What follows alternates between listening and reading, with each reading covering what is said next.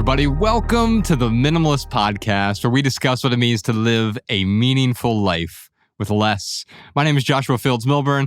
I'm here with my good friend and co-host, TK Coleman. Hello, and much love to everyone. And of course, the disembodied voice in the background, that's Malabama. Hi, everybody. We've got the rest of our team here in the studio. I just talked to Ryan Nicodemus last night. He's moving into his new old house.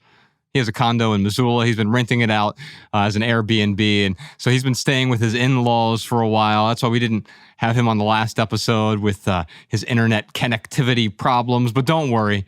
He assures me he has beautiful, lightning-fast internet in Missoula. So hopefully he'll be with us next episode, which will be episode 406, which just so happens to be the area code of Montana, the entire state of Montana, one area code. Wow. The 406. So we'll see Nicodemus next week. In the meantime, coming up today on this free public minimal episode, a caller has a question about the efficacy of the buy nothing movement. And another listener has a question about why we hold on to sentimental items that often lead to a cascade of lifelong clutter. Then we've got our lightning round segment, a live stream question, and a listener tip for you. You can check out the full 2-hour maximal edition of episode 405, where we answer 5 times the questions and we dive deep into several simple living segments. That private podcast episode is out right now at patreon.com/theminimalists. Your support keeps our podcast and YouTube channel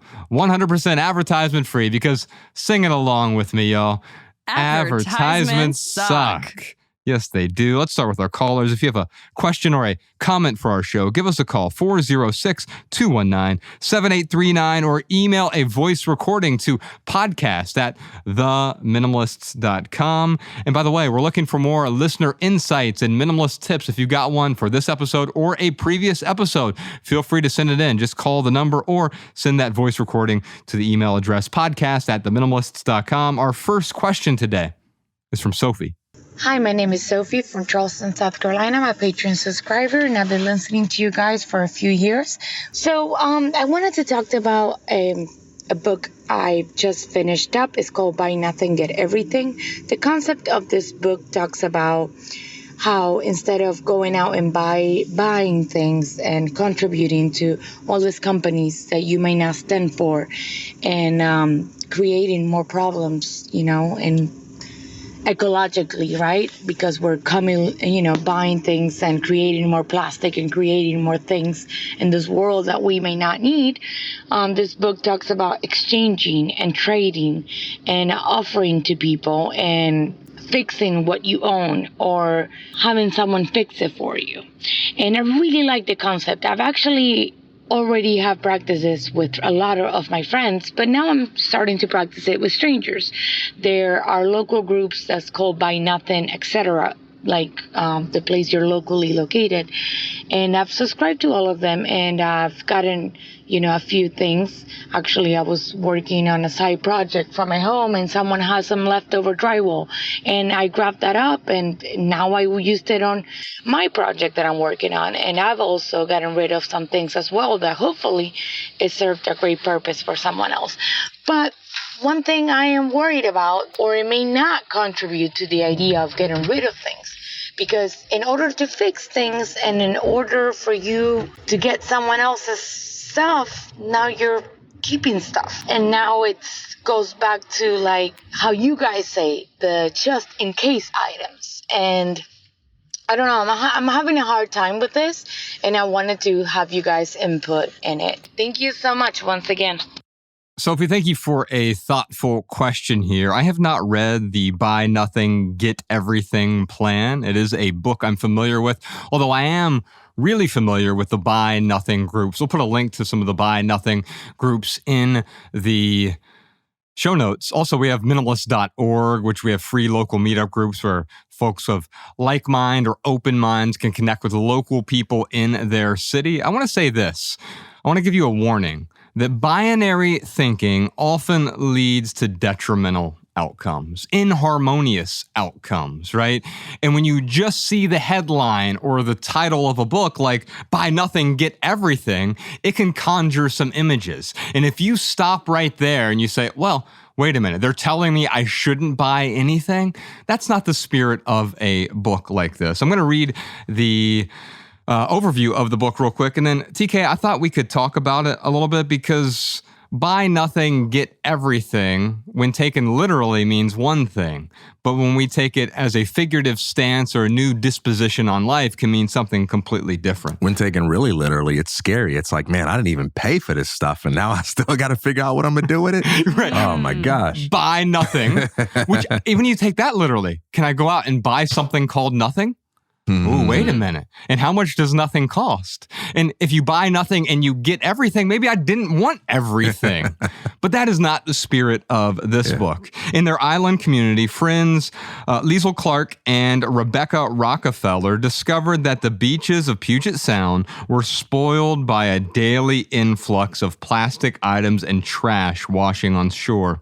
From pins and toothbrushes to toys and straws, they wondered, where did it all come from? Of course, it comes from us, our homes, our backyards, our cars, our workplaces. And so a rallying cry against excess stuff was born. Now, that to me sounds like minimalism, a rallying cry not against stuff, but against excess stuff. So in 2013, they launched their first Facebook Buy Nothing project group in their small town off the coast of Seattle.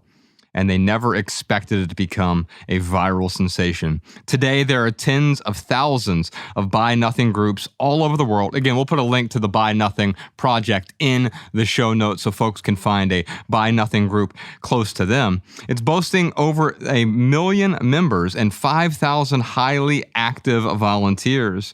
Inspired by the ancient practice of gift economies, where neighbors share and pool resources, the Buy Nothing, Get Everything plan introduces an environmentally conscious 7-step guide that teaches us how to buy less, give more, and live generously.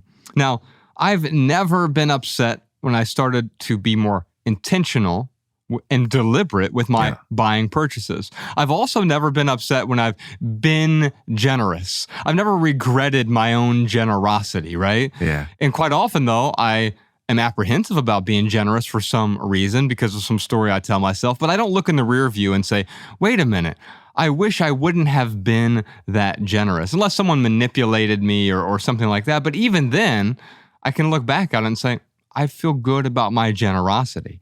And so I think the spirit of something like the Buy Nothing project or this book, Buy Nothing, Get Everything, is much more about being conscious or deliberate with our decisions. It's not about that binary thinking. Yeah, that's right. I mean, I think of the distinction between abundance and excess, where abundance is the opportunity to be generous, whereas excess is the weight of the unbearable. And those are two very different things, right? And so you can have a lot of stuff, and whether it's abundance or it's excess depends. How do you intend to use that? What is your relationship to that? When I think about this question, I think about my aunt, God bless her, rest her soul. She used to be in arts and crafts, and there was hardly an occasion where we would go through a flea market or drive past a garage sale where she wouldn't see something that she could use. And she always had an eye for that. Oh yeah, I'm going to grab a few of those. Oh, that's a really good deal. I'm going to take it. But she knew her network and she had a concept of what her projects were like. And so she had a sense of how she's going to use it. For some of those things, she may not use it for 6 weeks.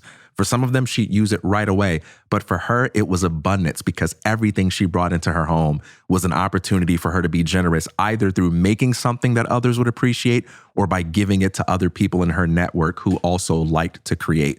But if you're just saying, I'm going to pick this up, I'm going to get this because there's a philosophy that says do this and do that, then that does become another form of clutter. Yeah. And it becomes an ism that you have to follow. And when I follow minimalism, I often say that minimalism is the only idea without an ideology because we don't prescribe things. And I think, in fact, that's where the Buy Nothing groups can go wrong just how minimalism can go wrong when they become so prescriptive that it gets in the way of what actually adds value. I read the end of this book synopsis here, filled with helpful lists and practical suggestions, including 50 items you never need to buy. And it lists Ziploc bags and paper towels. Well, I'll tell you that I'm already out then because I purchase both of those things. And I don't think you're evil if you use those things either. Now, I do so deliberately. In fact, I've removed those things from my life for a period of time and recognized that I was depriving myself. I was missing out on those things that I did get value from. And are there alternatives? Sure, there are. And I've even tried alternatives, right? But as soon as you make a list of here are the 50 things you're not allowed to buy as a good minimalist or as a buy nothinger or whatever you are calling yourself, right? Now you're sort of missing the point of the intentionality. Yeah. And I think intentionality can be applied to advice or ideas like this in a way that makes it healthy. So an example, I've mentioned this to you before. I read an article once on how I read one book a week for a year. I read that article, and that did not make me the kind of person who read one book per week, but it did help me learn some useful tips for learning how to read more. So when you understand the why behind a person's strategy, it may not follow that their exact goal matches up with yours, but you may be able to find something useful there. So I even like the idea that they're questioning people's assumptions about what you need to buy. Like, let's do it, because you got to do it with something specific, right? And so maybe it's Ziplocs, whatever. And I might read that and say, nope, I still need to buy those things. But if I understand their why, I might be able to apply that to something else and be able to eliminate excess from my life in other forms. And I think that's where you connect with the authors here. It's much more about questioning the assumptions That's right. than it is about giving a prescription. I could say, here's a list of 50 things you might want to question in your life. Oh, now it gets interesting.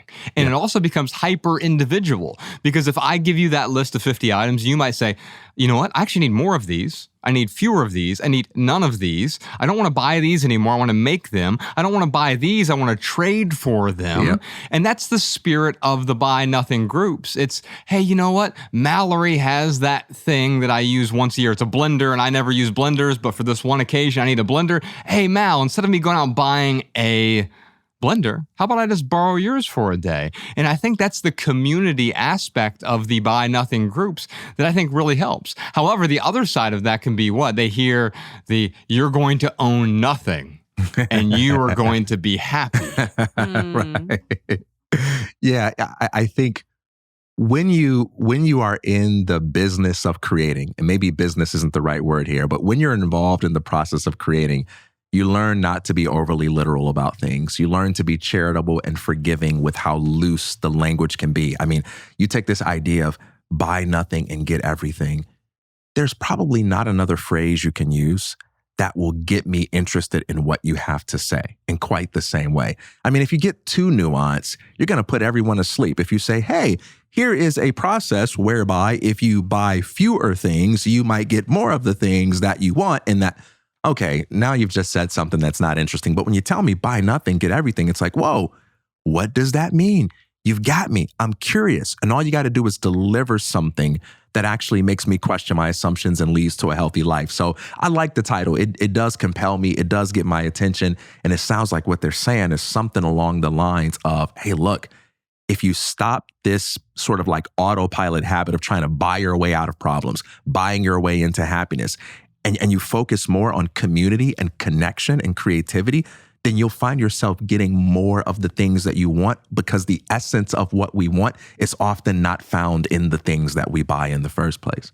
Whenever I go out on book tour, I've met so many people who tell me, oh, you know what I do with my chainsaw, or what I do with my push broom that I use once a year, or what I do with my waffle maker. I keep it in my community storage locker. I'm like, what is that? And they're like, it's called Craigslist or eBay or Facebook Marketplace. Yeah. And the truth is, if I need a chainsaw once a year, I can go out and buy one, and then I own one, and then I have to take care of it or whatever else. But maybe I only need it once a year. No one else is getting value from it, but I can go to Craigslist. I could buy one when I need it. And when I'm done with it, I can get roughly the same amount of money, or sometimes even more money back for that thing. That is the spirit of this. We're talking about not a forced communal sharing, but a desire to be generous, a desire to own fewer things because many of those things get in the way, a desire to buy less and be more intentional with our other resources. And for that, I applaud them. I'll put a link to the book in the show notes as well. If you do want to check out the book, you're welcome to do that. And speaking of being intentional, I think sometimes, and also questioning the assumptions. Yeah. I think sometimes it makes sense to set up some boundaries. We have 16 rules for living with less. It's called the Minimalist Rulebook. You can download it for free over at theminimalists.com/rulebook. And in there, you'll find 16 boundaries. They're not really rules because they're adjustable. It's what works for you. And maybe 13 of them work for you and 3 of them don't. Or maybe the seasonality rule is a little bit too strict for you. Or maybe it's not strict enough. And you're like, nope, it's not 90 days for me. It's 30 days for me. That's what makes the most sense. Whatever it is, adjust your boundaries to fit your lifestyle. You don't have to cram your lifestyle into someone else's boundaries. That's exactly right. And for this question, I think about it in terms of like a library book. When you go to the library and you check out a book, you get a certain amount of time to keep it, right? So maybe it's 3 weeks and you read it in that time. And if you're making progress, you can check it out again, or you don't read it in that time. If you don't read it and you're busier than you thought, whatever, you put it back into the pool so someone else who might read it can get it and you can come back to it later. And so if you're afraid of just in case, it doesn't sound like you have a just in case issue, Sophie. It sounds like you're dealing with more of a know my lifestyle kind of issue. You take things into your home because you're good at knowing how you can use them or redistribute them. But if you're concerned about some just in case, you can just take a library technique and say, you know what? For anything I bring into my home, I get a 3-week turnaround. You can adjust that number, fine tune it to how it fits your lifestyle. And if you don't use it or give it away during that time, you put it back into the community storage locker, so to speak. And what you're doing there is you're setting up a boundary. So you're not holding on to tens of thousands of just in case items. Yep. I love the analogy that you're using here with respect to the library. Libraries are outstanding. But just because I say libraries are outstanding, a binary thought pattern would be, well, that means bookstores suck. You shouldn't buy books. You should only rent the books from the library. Have them lend the books to you for free from the library. Where I live in Ojai, California, there is a great library there, and right next door, there's a bookstore. And they can coexist. Sometimes I might want to buy a book. Sometimes I might want to borrow a book. And it's up to me to determine what is most appropriate. And that's what the buy nothing, get everything movement is about. It's not actually buy nothing. It's, would it be more appropriate for me to just check this book out of the library right now? Or would it be more appropriate for me to buy this book right now? And there isn't a right answer universally. There's just an answer that would be right for me. Our next question is from Holly. Hi, I'm Holly from Jacksonville Beach, Florida, and I live pretty clutter-free, and I'm not a materialistic person at all, and I've always believed, like you say, that the memory is not in the object, and if everything's a treasure, nothing is a treasure. But my dilemma is after my husband passed away at just 49 years old, his belongings are the only tangible things I have left to smell and see and feel. So the items have become very important. And I've kept everything and have a bit of a shrine going on in his closet. And even worse, the trauma of his unexpected death has also caused me to be clingy with all my kids' items and other members of my family too, because I think, what if something happens to them and I got rid of all their things and will have nothing to physically see and touch? I want to live in the now, but I can't help but worry about having regrets in the future. So I would love your advice. Holly, it's true that clutter is contagious, and you're seeing that in your own life right now. If everything is important, then nothing's important. Yeah. Holly, I just got to begin by saying our condolences on the loss of your husband and in your dealing with that trauma. And, you keeping things around as a way of holding on to him, there may come a day where you say, it's time for me to move on. It's time for me to let go of this t-shirt or this sweater or whatever it is that reminds me of his scent, his touch. It's time to let this go. And when that day comes, you will know not because someone has told you so. You will know because it feels right to let it go. It feels more burdensome than it does healing. For now, it sounds like this is an important part of your healing process, and you are allowed the time and space that you need to heal, and you are allowed the freedom that you need to heal in your own way. It's not about anybody else's opinion about whether or not you should hold on to something or let it go. So I just want to lead with that. When we turn towards the children who are with you now, there's this separate issue, though, that says, well, what if my children end up being in this same category? What if there's a trauma that happens with them? And if I don't have certain items around, I will regret not having that around. That's a real possibility. And I want to validate that. There's also another possibility. And that possibility is I could take the time that I have with them right now and allow it to be so overwhelmed and compromised by the fear of trauma that I fail to connect with them as deeply as I can in the present moment. What matters more, connecting with them as deeply as possible right now, or preparing for a possible traumatic event that could take that connection away in the future? When I think about losing my two best childhood friends, one never made it through his 20s, the other never made it past his 40s. If there is any regret, it's not about failing to have something by which I can remember them. It's about not working a little bit harder when they were around to make that coffee meeting happen, to make that time where we're going to go to the movies happen. And I think you talk to people who lose people unexpectedly, the first place the mind tends to go is, oh, I should have called them. I've been thinking about calling them. I should have called them. I've been thinking about hanging out with them. We assumed we had more time than we actually would have. And sometimes even the need to hang on to things afterwards is a way of healing ourselves through that kind of process. And I would say, you got your children with you. There is nothing more important. There is no artifact. There is no thing. There is no material possession that could ever be more important than letting them know right now you love them and being fully present with them and enjoying the heck out of every second you have with them. And if stuff or a preoccupation with making sure you don't have any regrets about stuff is getting in the way of that, let that go for the sake of being able to hold on to them, hold them while they are there, because that's the best kind of holding to do.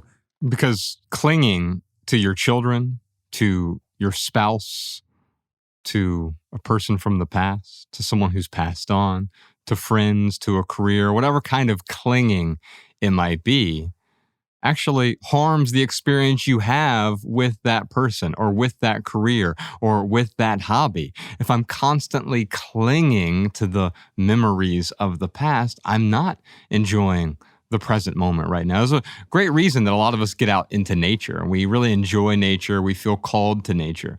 Well, why is that? Because it puts us in the present moment without the need for acquisition of more things. I mean, sure, you can wear a nice pair of shoes, but that doesn't make you more in nature, right? You can have the right hiking vest, but it doesn't make you more present. You can have some things that augment your experience of life, but ultimately, those things often get in the way of the present moment. They get in the way of right now. And so when we're talking to Holly here, TK, I thought you said something that made a whole lot of sense to me. You talked about how you will let go when it feels right. You will let go when it feels right to you. However, that doesn't mean that it's going to feel pleasant. It doesn't mean that it's going to feel easy to let go. Now, why is that? Well, because we cling for so long and we don't even realize how tight we're holding on to something, thinking that we're holding on to the person, even though it's just an artifact that is a representation in our mind of that person. And we've been clinging for so long. Our clinch is so tight that it's actually freeing to let go, but it seems difficult to let go. It seems like I'm never going to be able to do this. Why? Because it's unpleasant. Big changes are always unpleasant, but that's not the same thing as it feels wrong to let go. It's not wrong to let go. When it feels right to let go, it's still going to be difficult to let go. But that's why we do it. If it was always easy to let go, we wouldn't have a whole show predicated on simple living and intentionality. If letting go was easy, we'd all do it mindlessly. But what do we do instead mindlessly? We consume, we hold on, we cling, we consume more, and the cycle continues. Letting go is not easy, but it is simple. Yeah, it feels right isn't always the same as it feels recreational. I think about that moment when my wife and I were getting ready to leave our place in Charleston, and this was it. Everything was gone. The keys were turned in. The last check over all the rooms was done. It was over. And we're standing there like the season finale, the series finale of an episode of a TV show. And we're just looking, thinking about all the moments. But we've got to go. We've got family waiting on us. We've got friends waiting on us. We got to go. And as we're standing there looking, we don't want to leave. We want to stay in that moment forever. And I said, it's time. Yeah. We got to go. And that felt tough, man. But it also felt right because I knew more than I know anything else. It's time to say goodbye. Right. Yeah. It's time to say goodbye to this chapter. This chapter. Yeah. And I think that's where Holly is right now, is you've reached the end of a chapter. You're in this great in-between space right now. The previous question, we talked about the buy nothing groups. The interesting thing here is maybe you're holding on to a lot of things that you're no longer getting value from. But the true test of generosity is being willing to let go of something that you no longer enjoy, something you no longer are able to realize as a piece of value in your life. And yet someone else gets immense value from that. And that is the spirit of the buy nothing groups is, oh, you know what? You don't need that anymore, but I could really get something out of this for my next chapter. It served you in your last chapter. It's going to serve someone else in their next chapter. The last question I would ask, TK, is what did your husband want out of all of this? Not literally, what are the things he wanted you to hold on to, but what did he want from you? Did he want you to be happy? Or did he want you to feel this sense of scarcity and clinging after his passing? I know that when I die, I don't want my wife to feel obligated with any of my material burdens. When I pass away, when I'm gone, it doesn't matter to me what happens to my things. What matters to me now is how she's going to feel in relationship to those things. And if they're causing stress, if they're causing anxiety or overwhelm in her life, man, I really hope she's willing to let go. Yeah. The last thing I'll say on this is there's a difference between loving our children out of a present moment awareness and clinging to our children out of a fear of loss. And I think there's nothing wrong with wanting to hang on to something whereby you can remember another person. But try as much as possible to get yourself into a space where you're doing that from a place of love, joy, and peace, rather than from a place of fear, because you don't want to be constantly introducing into your interaction with your children a vibration of, I'm afraid of losing you, I'm afraid of losing you, I'm afraid of losing you. That's going to compromise the sense of joy and play that you all can connect to together. You bring up a great point. There's nothing wrong with holding on. I enjoy rock climbing. And as an analogy, when you go rock climbing, you have to hold on. Otherwise, you'll fall and you'll hurt yourself. However, you also have to let go repeatedly. To rock climb effectively and to live life effectively, you have to hold on and then let go so you can hold on again to something else. And you can go higher, you can go sideways, or you can go down, you can go over, you can get closer to a friend or farther away from someone. You have to hold on to get where you're going, but you also have to let go in order to get there. Alabama, what time is it? You know what time it is. It's time for the lightning round where we answer your questions from TikTok. Yes, indeed. You can follow the Minimalists on TikTok, Instagram, Facebook, Threads, and Twitter. They're calling it X now. They changed the name to X, TK. Now, does that mean when we do on the private podcast, we do TK's Tweet of the Week occasionally? I was talking to Professor Sean about this yesterday. We're going to start doing TK's X of the Week. We're going to bring ex-girlfriends on the podcast and interview them about your flaws. Well, that means when I'm at home, my computer, my wife's like, what are you doing? I'm like, I'm online, checking out my exes.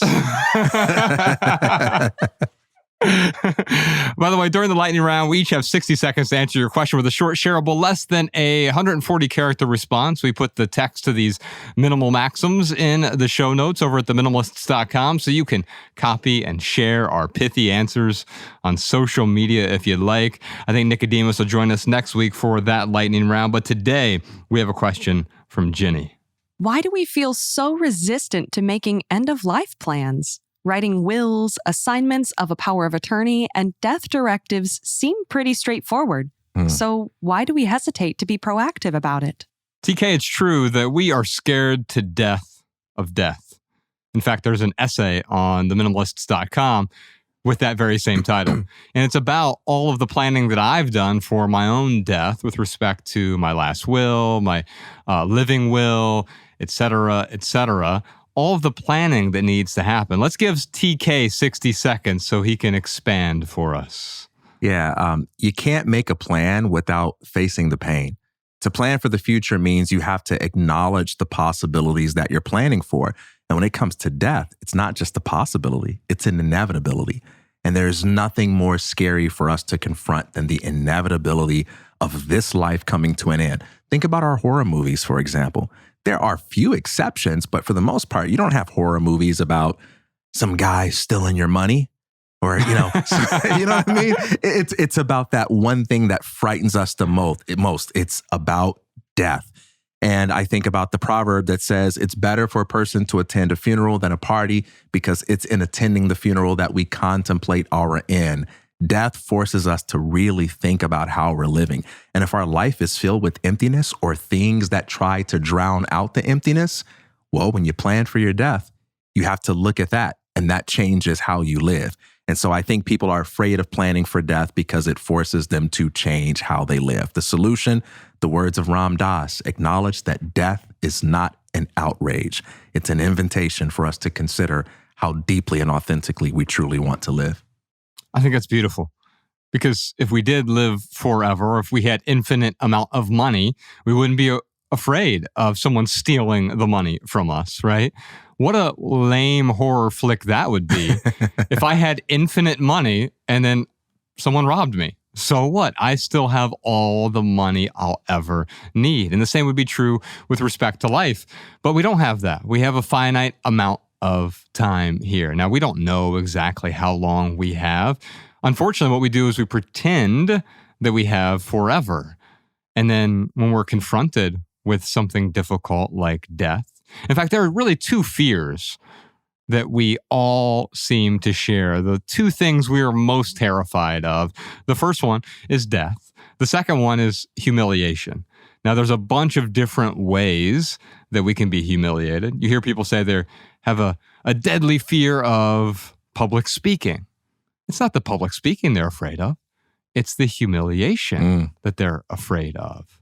Jed McKenna has this great quote. He said, "All fear is ultimately fear of no self." And if I were to append that at all, I would say humiliation is the death of one's own self-image. Because here's what happens. We're afraid of death because we're afraid of losing ourself. But when you realize there isn't a self, it's pretty hard to be humiliated. It's also it's hard to be afraid of death. Death is a type of letting go. And what we're really afraid of here is letting go in general. We won't let go of the things that are getting in the way. We won't let go of the things that we think make us who we are. In fact, that's often the reason that we consume a bunch of useless things, is it's going to improve or better myself. I am this person if I have these things. But no, I'm this person with or without those things. And the same thing is true with respect to death. We're afraid of not having a self. The reason I won't let go of my things is because I'm afraid I'm letting go of myself. The reason we're afraid of death is we're afraid I'm letting go of myself. But when you recognize there isn't a coherent, fixed self, it's forever changing, then death is just part of the process. We're going to talk more about death during the added value segment on the private podcast today because I have 2 added values for you.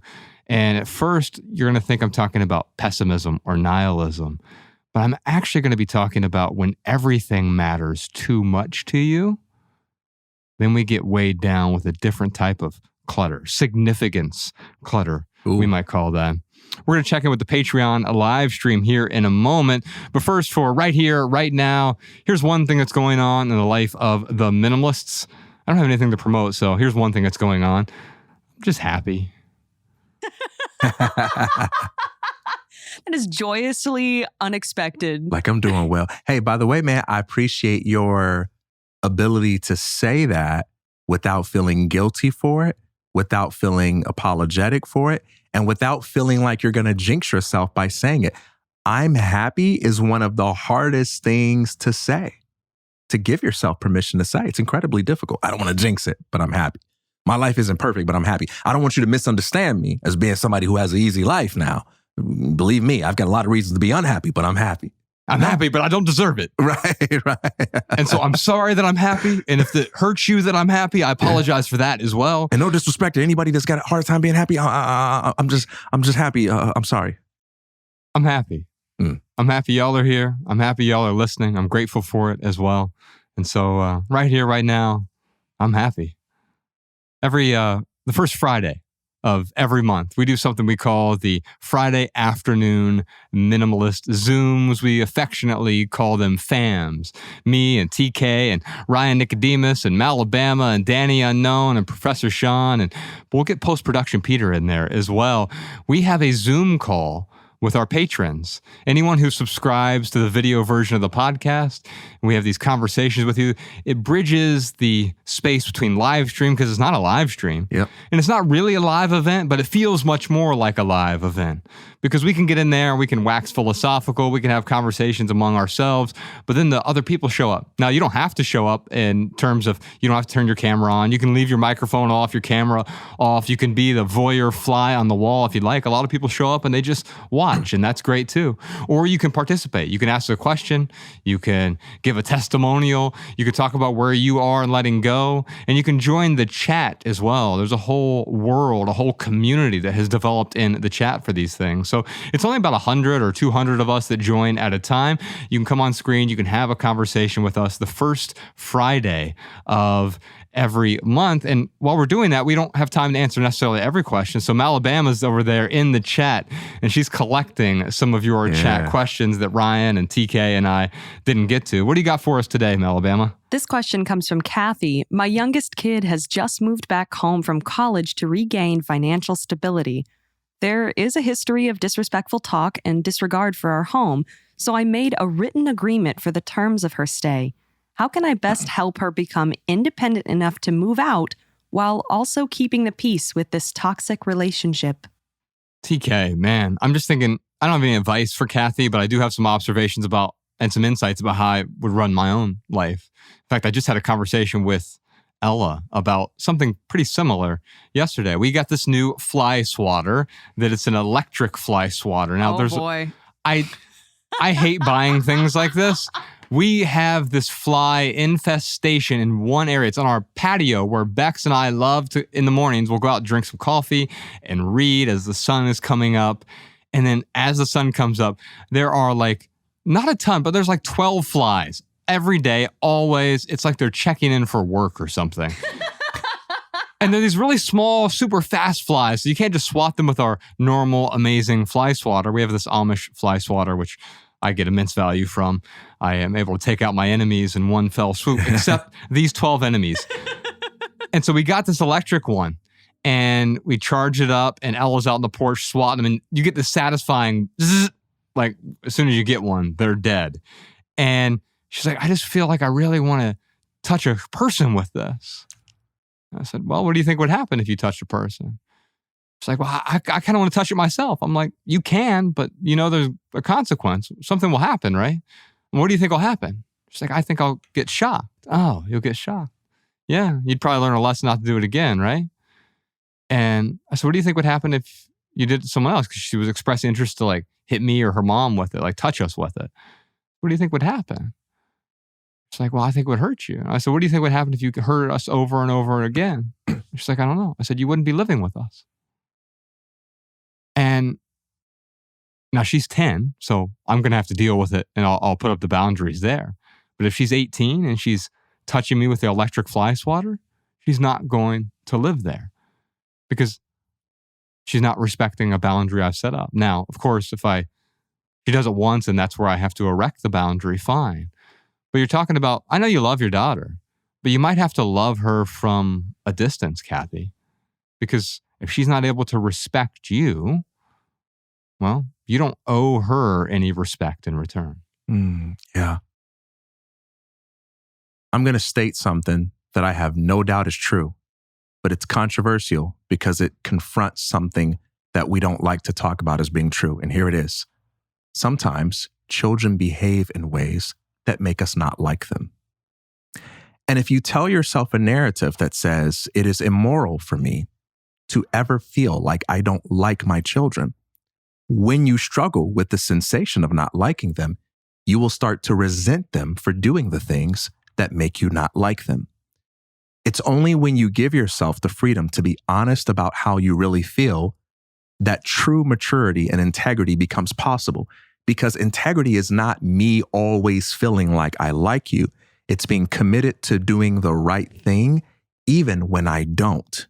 You never know how much you love someone until they give you a reason not to. When I worked at the restaurant and I served tables, there were some times where my customers would behave in ways that would make me not like them. But I still chose to be professional in my interactions with them. And I am mature. I am a man of integrity, not because I always felt warm and fluffy feelings towards people, but because sometimes I felt I don't like you at all, but I showed up and I still did the right thing. I think that's such a key part of parenting, being honest with yourself, saying, hey, you know what?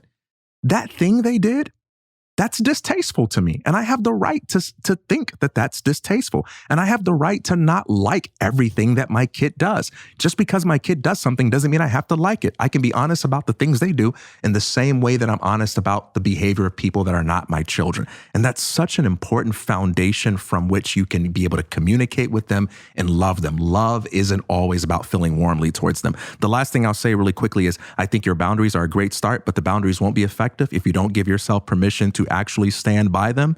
You got to be committed to standing by them, not just communicating them, and also give yourself permission to evolve them.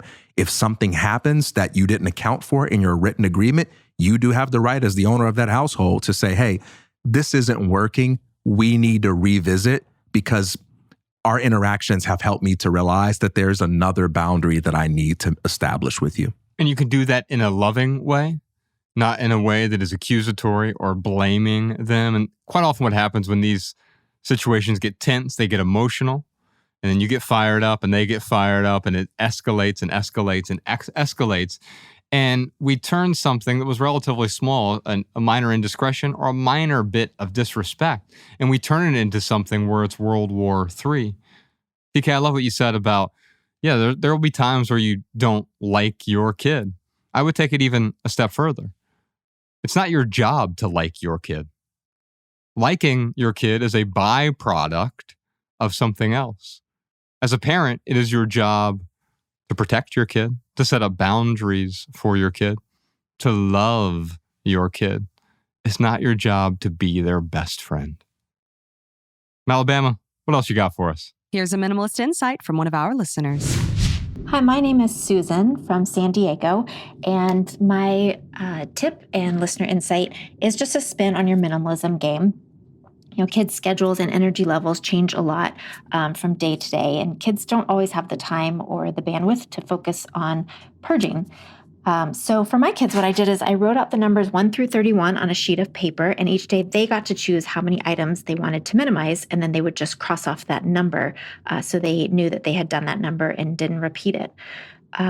So before they would get burnt out, if I tried to make them do a specific number each day, this way they could, on a busy day when they didn't have much time, they could pick a smaller number. On a day where they had a lot of time to spare to work on their room or on the closets, they could pick a bigger number and knock that out when the time was right for them. I just thought that tip might work well for your other listeners that have kids who maybe also could easily get burnt out by trying to do too many large numbers all at once. All right, we'll see you on Patreon for the full 2-hour maximal edition of episode 405 on the Minimalists private podcast. Head on over to patreon.com/theminimalist or click the link in the description to subscribe and get your personal link so that our weekly maximal episodes play in your favorite podcast app. You also gain access to all of our podcast archives all the way back to episode 001, plus minimalist home tours, monthly Zoom calls with the minimalists, and much, much more. Of less. Here's a testimonial from one of our lovely Patreon subscribers. Haley says, I'm 1 week into the private podcast and I'm hooked. Getting more of the Minimalist feels like an oxymoron, but I'm here for it. So I signed up after listening to every episode on Apple Podcasts and realizing that Mondays were quickly becoming my favorite day because every Monday I knew I'd have a new episode of the Minimalist podcast waiting for me. Your show has given me a fresh start, new ideas, and plenty of things to consider when I'm trying to simplify. As I got more into the free public episodes, I realized that signing up for Patreon would benefit me greatly. When you offered a free week of Patreon, I knew it was time to give it a try. There's no looking back for me now. Wow, thank you so much for that testimonial, Haley. By the way, if you're still on the fence, Patreon is offering those 1 week free trials. Patreon.com/theminimalist. You can try it out 7 days for free. That is our minimal episode for today. If you leave here today with just one message, please let it be this: love people and use things, because the opposite never works. Thanks for listening, y'all. We'll see you next time. Peace. Every little thing you think that you need, every little thing you think that you need, every little thing that's just feeding your greed. Oh, I bet that you'd be fine without it.